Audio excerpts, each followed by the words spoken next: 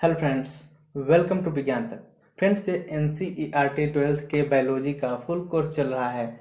अध्याय नंबर है 12 और अध्याय का नाम है जैव प्रौद्योगिकी एवं उसके उपयोग। फ्रेंड्स, मैंने इस चैप्टर का 4 वीडियो पहले ही बना दिया है। अगर आपने वो सब भी वीडियो नहीं देखे हैं तो ऊपर यहाँ पे आपको आई बटन पे या फिर नीचे डिस्क्रिप्शन में उसका लिंक मिल जाएगा। आप जा करके वहाँ से उन सभी वीडियोज को देख सकते हैं ताकि यह चैप्टर आपको अच्छे से समझ में आ सके। साथ ही आज हम लोग जो पढ़ने वाले हैं जीन चिकित्सा यानी जीन थेरेपी, इसके बारे में भी आपको अच्छे से समझ में आ जाएगा। तो चलिए बिना किसी देरी के आज के वीडियो शुरू करते हैं।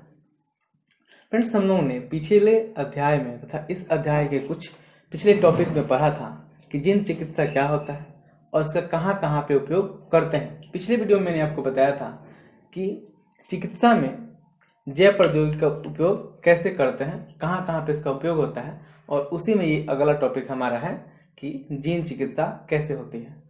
आप जानते होंगे, मैंने बताया भी है पहले, कि मनुष्य की बहुत सारी क्रियाएं होती हैं जो किसके द्वारा संचालित होती है, तो जीन के द्वारा।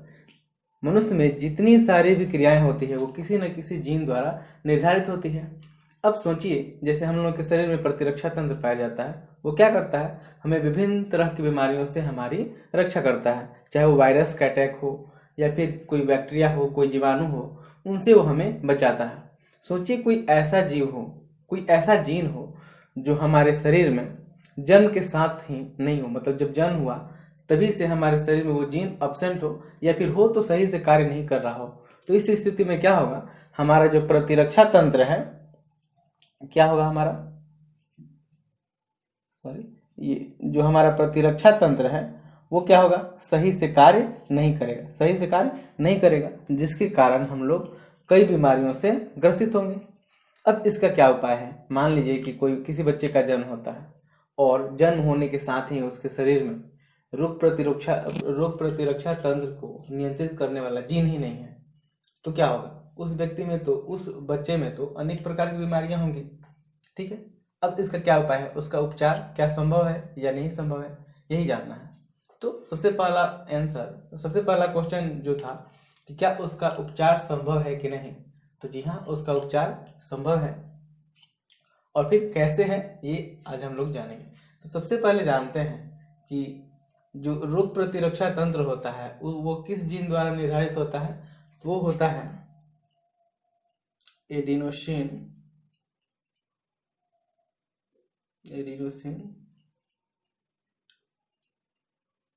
डीएमिनेज।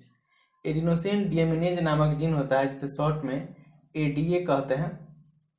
इसके द्वारा क्या होता है, रोग प्रतिरक्षा तंत्र के लिए एक काफी महत्वपूर्ण जीन होता है, जिससे इसका रोग प्रतिरक्षा तंत्र का नियंत्रण होता है। यानी अगर यह जीन शरीर में मौजूद नहीं हो तो जो हमारा प्रतिरक्षा तंत्र है वो सही से कार्य नहीं करेगा। ऐसा ही हुआ 1990 में। 1990 की बात है, एक 4 वर्षीय लड़की थी जिसमें क्या था कि ADA जीन यानी एडिनोसिन डीएमिनेज जीन उसमें नहीं था। तब उसमें प्रॉब्लम ये थी कि उसका प्रतिरक्षा तंत्र सही से कार्य नहीं करता। तो सबसे पहले क्या किया गया कि उसी के शरीर में जो ये जीन होता है इसको ट्रांसफर किया गया। कैसे, तो उस जीन को क्या किया गया, वायरस के थ्रू उस लड़की के शरीर में ट्रांसफर किया गया ताकि उसका उपचार हो सके। तो देखिए किया कैसे जाता है, मान लीजिए कि हमारे पास ADA जीन है जो लड़की में सही से काम नहीं करता है, और वो जीन को क्या करते हैं, मान लीजिए कहीं से हम उसको लेकर के आते हैं, किसी दूसरे जीव से ADA जीन को लेकर के आते हैं और ला करके उसको प्लाज्मिड में जोड़ देते हैं। आपको पता है प्लाज्मिड ऐसा होता है, इसमें से जो एक्स्ट्रा पार्ट रहता है इसको निकाल देते हैं, और ये काट के निकाल देने के बाद ये बच जाएगा कितना, ये वाला भाग। और इसमें हमारा जो जीन ऑफ इंटरेस्ट था जिसको लड़की के शरीर में भेजना था वो ये है, इसको जोड़ देता है। और जोड़ने के बाद इसको वायरस की सहायता से क्या किया गया, उस लड़की के शरीर में भेज दिया गया। अब देखिए उस लड़की के शरीर में पहले ADA जीन अनुपस्थित था, लेकिन वायरस की सहायता से उस जीन को लड़की के शरीर में भेज दिया गया। तो इससे क्या हुआ कि उस लड़की का उपचार हो गया, यानी उसमें जो प्रतिरक्षा तंत्र सही से कार्य नहीं करता था वो सही से अब कार्य करने लगा, और इसी प्रक्रिया को हम लोग कहते हैं जीन थेरेपी। जीन थेरेपी मतलब कि ऐसी प्रक्रिया जिसमें जीन द्वारा हम लोग बीमारियों से मतलब बीमारियों का उपचार करता है। तो किन किस बीमारी का उपचार इस तकनीक से कर सकते हैं? तो ये सभी बीमारियां जो किसी जीन द्वारा होती है, मतलब किसी जीन के खराब होने से या फिर किसी जीन के अनुपस्थित होने के कारण होती है, उनका उपचार किससे कर सकते हैं? हम लोग जीन थेरेपी से कर सकते हैं। और जीन थेरेपी में क्या करते हैं कि जो जीन सही से कार्य नहीं करता है उसको वायरस की सहायता से मानव के शरीर में भेजा जा सकता है। अच्छा, ये कितना कारीगर है, मतलब कितना ये एफिशिएंट है? तो जब इसको भ्रूण में, मतलब उम्र बहुत छोटा हो, जब किसी बच्चे का उम्र बहुत छोटा हो या फिर उसको भ्रूण में अगर इसको ट्रांसफर कर दिया जाए जीन को, तो वो जीवन भर के लिए उपचार हो सकता है। लेकिन जब बड़ा हो जाता है उसमें बार बार यह ट्रांसफर करना पड़ेगा, जो कि कठिन कार्य है।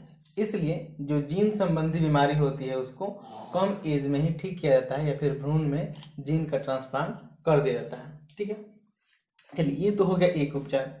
क्या इसके अलावा और उपचार है? तो जी हाँ, और भी तरीका है जिससे हम लोग इस तरह की बीमारियों को, जैसे ये इड्रोसिन डीएमिनेज से होने वाली जो प्रतिरक्षा तंत्र की बीमारी है उसका उपचार करता है।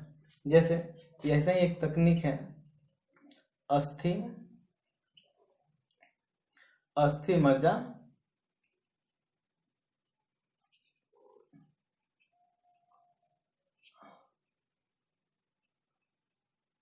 प्रतिस्थापन, अस्थि मज्जा प्रतिस्थापन या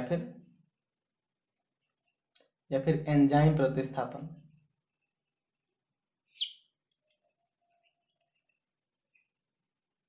देखिए, अस्थि माजा प्रतिस्थापन नाम से ही पता चल रहा है, इसमें क्या करते हैं कि अस्थि माजा में जो बोन मैरो होता है उसको ट्रांसफर करते हैं दूसरे जीव में।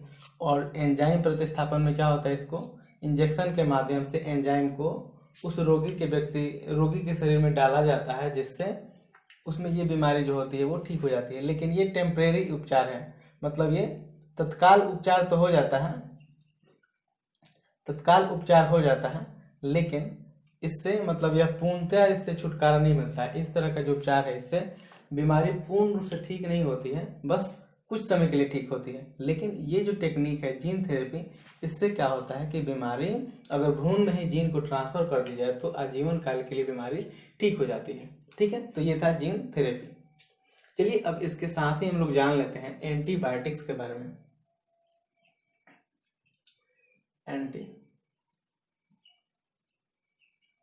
एंटीबायोटिक्स के बारे में फ्रेंड्स, आप लोग एंटीबायोटिक्स का नाम तो सुने होंगे। इसका काम क्या होता है? तो ये सबसे पहले ये क्या करता है, तो ये हमें विभिन्न तरह की बीमारियों से बचाता है। जनरली जो जीवाणुओं से या फिर वायरस से होते हैं उसके लिए हम लोग एंटीबायोटिक्स का यूज करते हैं। ठीक है, ये बनता कैसे है? तो एंटीबायोटिक बनता है सूक्ष्म जीवों का यूज करके। एंटीबायोटिक किससे बनता है? सूक्ष्म जीवों का यूज करके। और ये भी किस तकनीक द्वारा बनता है? तो जैव प्रौद्योगिकी का यूज करके ही एंटीबायोटिक्स बनाया जाता है। और किससे बनाया जाता है? तो सूक्ष्म जीवों से।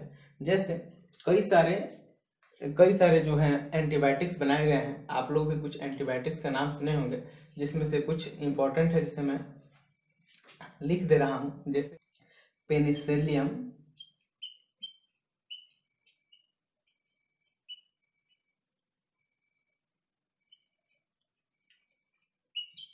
क्राइसोजेनम, पेनिसिलियम, क्राइसोजेनम, इनसे कौन सा एंटीबायोटिक बना है? तो इससे बना है पेनिसिलिन। पेनिसिलिन, ठीक है। तो ये एक एंटीबायोटिक आप नाम सुने होंगे पेनिसिलिन का, जो किससे बना है? तो ये बना है पेनिसिलियम क्राइसोजिनम। पेनिसिलियम क्राइसोजिनम क्या है? एक तरह का जीवाणु है जिससे ये पेनिसिलिन नामक क्या बना है? एंटीबायोटिक बना है। ऐसे ही स्ट्रेप्टो स्ट्रेप्टो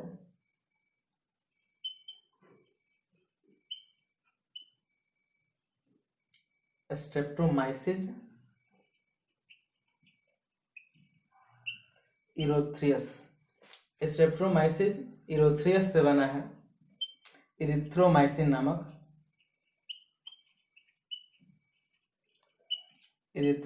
नामक एंटीबायोटिक। ऐसे ही अनेक सारे एंटीबायोटिक बनाए गए हैं। मैं यहाँ पे आपको टेबल दे रहा हूँ, आप यहाँ पे टेबल पे ध्यान से देख लीजिएगा। तो ये सारे जो एंटीबायोटिक्स हैं वो भी बनाए गए हैं किसके मदद से, जैव प्रौद्योगिकी